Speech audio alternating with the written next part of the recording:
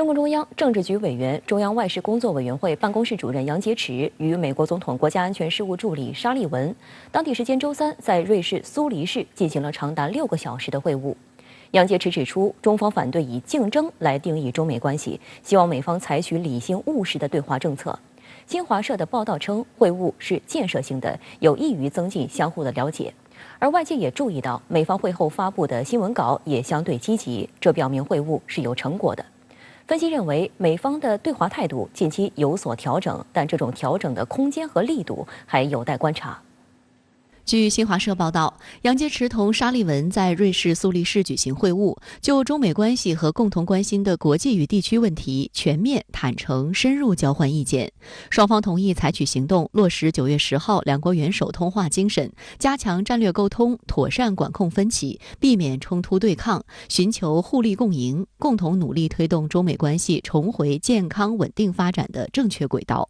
杨洁篪指出，中美能否处理好彼此关系，事关两国和两国人民根本利益，攸关世界前途命运。中方反对以竞争来定义中美关系。杨洁篪表示，中方重视拜登总统近期关于中美关系的积极表态，注意到美方表示无意遏制中国发展，不搞新冷战，希望美方采取理性务实的对华政策，同中方一道，尊重彼此核心利益和重大关切，走中美相互尊重、和平共处、合作共赢之路。杨洁篪阐述了中方在涉台、涉港、涉疆、涉藏、涉海、人权等问题上的严正立场，要求美方切实尊重中方主权、安全、发展利益，停止利用上述问题干涉中国内政。美方表示坚持一个中国政策。双方还就气候变化和共同关心的地区问题交换了意见，双方同意就重要问题保持经常性对话和沟通。是双方在怎么样，就是在两国关系当中一些重大的分歧点，还有一些风险点方面，如何去寻求一种更好的管控分歧和风险的一种方法。那双方在这方面可能是形成一些比较原则性的一些共识。那么另外一方面的话，也就是说，在两国在面对一些重大的地区性，还有一些全球性的挑战的一些问题上，怎么样可以开展更好的合作？那在这方面也取得了进展。应该说，这次会晤的话，对于稳定当前比较紧张的竞争关系，以及对未来一段时期是不是有可能会在一定程度上缓和和改善两国当前这样一种紧张关系，应该是发挥了一定的积极作用。中美双方会后发布的新闻稿都谈到要落实两国元首9月10号通话的精神，公开的新闻稿都没有针对对方的负面描述和指责，对分歧的用词比较含蓄。还有美方官员对媒体透露，双方还讨论了两国元首今年底之前举行视频会晤的可能性。Of course, and we continue to believe, is that leader-level engagement is an important part of our effort to responsibly manage the competition with China. We're still working through what that would look like, when, and of course, the final detail. 然而，对照双方新闻稿，仍可以看出两国的分歧。杨洁篪强调，中方反对以竞争来定义中美关系，主张美方应该深刻认识两国关系互利共赢的本质，要求美方正确认识中方内外政策和战略意图。但美方的新闻稿仍2次用美方通常的语境谈论竞争，并且像美方近期的几次表态一样，使用了负责任的竞争提法，同时强调管理风险。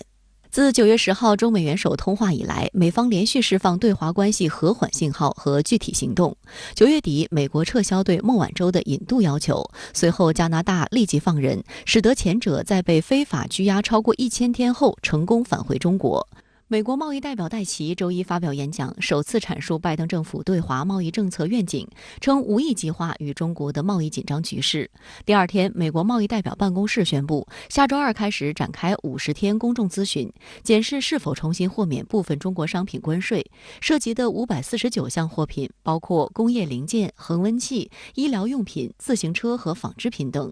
外界分析相信，这标志着美国的对华贸易政策正逐渐变得温和。他们应该说是经过一段时期对于美国贸易政策的评估之后，是发现中美两国之间的经济是绝对不可能脱钩的，脱钩是不现实的。那么在这方面的话，那么对华的贸易政策也会根据这样的一个判断和评估做出相应的调整，主要就是对美国的工人呢、消费者、美国的中产阶级，还有包括美国的企业一些不利的因素，那么在接下来的对华贸易政策当中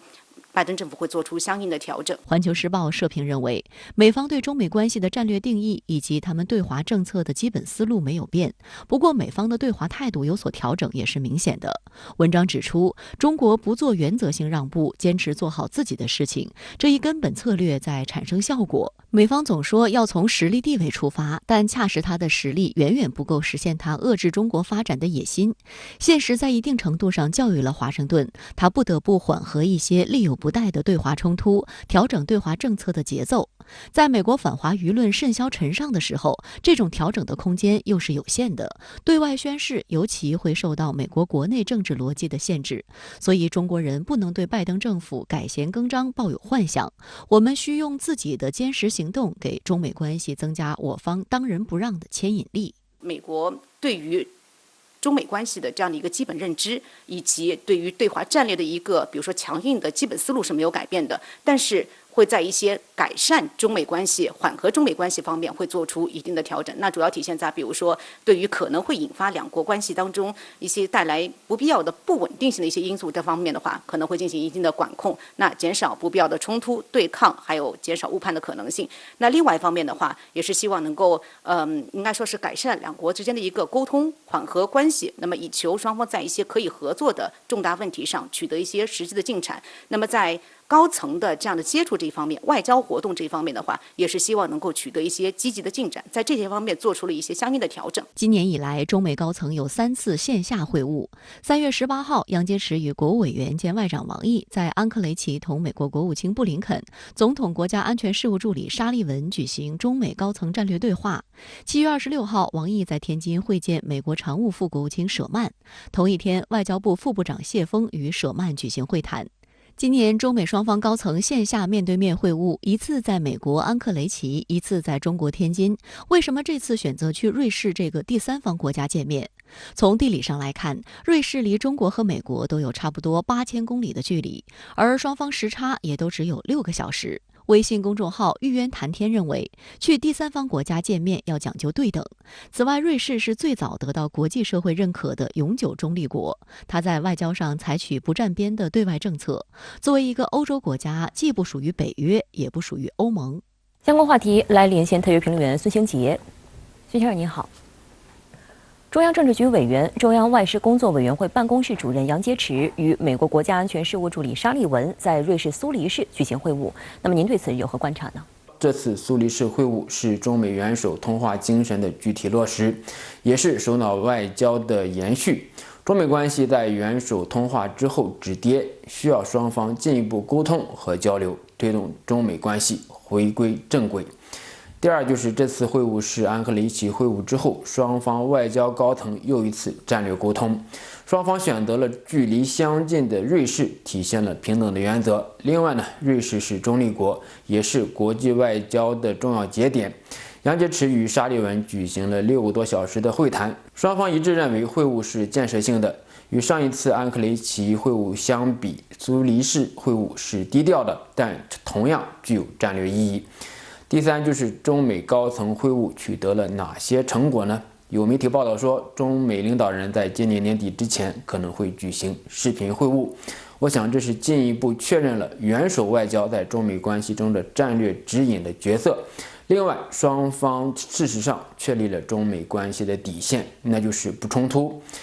这为中美关系筑牢了一个坚实的底。在此基础上，双方通过战略沟通以及工作层面的常态交流，为双边关系回到稳定健康的正确轨道上创造条件。另外，中方反对以竞争来定义中美关系。中美关系到底是什么样的双边关系？这个问题还是关乎双边关系发展的重大的问题。不冲突、不对抗、相互尊重、合作共赢，是中国对中美关系的定位和期待。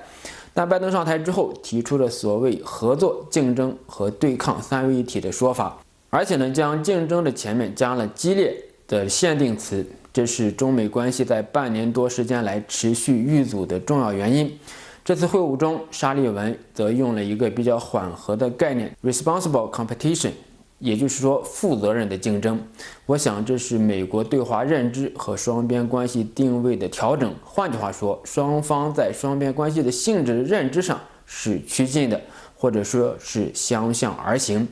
因此，苏黎世会晤我们可以说是中美关系止跌回升的开始，需要双方付出更大的努力，让中美关系造福于两国人民和世界各国人民的福祉。